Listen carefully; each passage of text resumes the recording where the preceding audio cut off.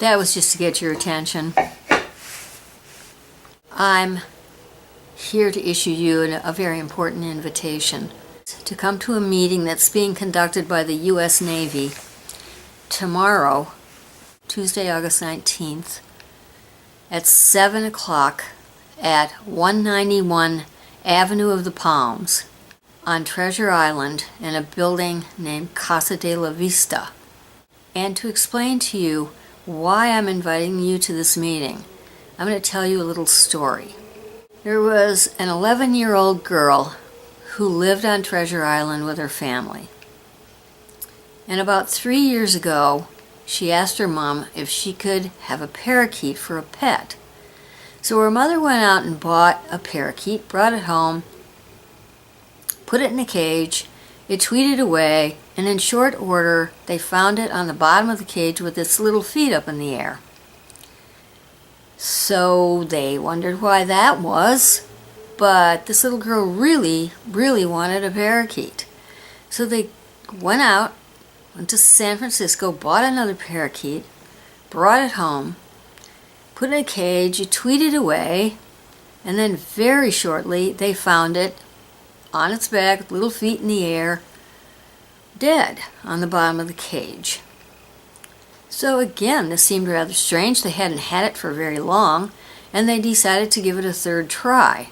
So they went to San Francisco, bought another parakeet, brought it home, put it in a cage, it tweeted away, and in very short order they found it dead on the bottom of the cage.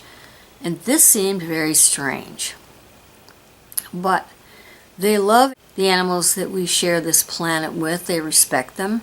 So each time the parakeet died, they put it in a box, took it out to the Treasure Island shoreline, lit the little box on fire, and floated it out into the bay as a funeral ceremony out of deep respect. They did that 3 times. What I just told you was the classic canary in a coal mine story.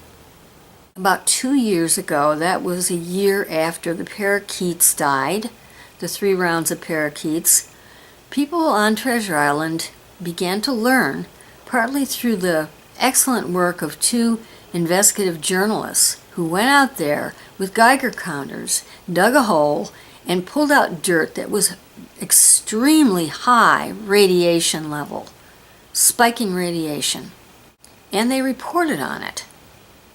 Well, the Navy had told the islanders that there had been radioactivity problems on the island, but the levels weren't high enough to be dangerous to anybody, and that they were cleaning it up. And that had gone on for years, since 1999, when people in San Francisco started to move in.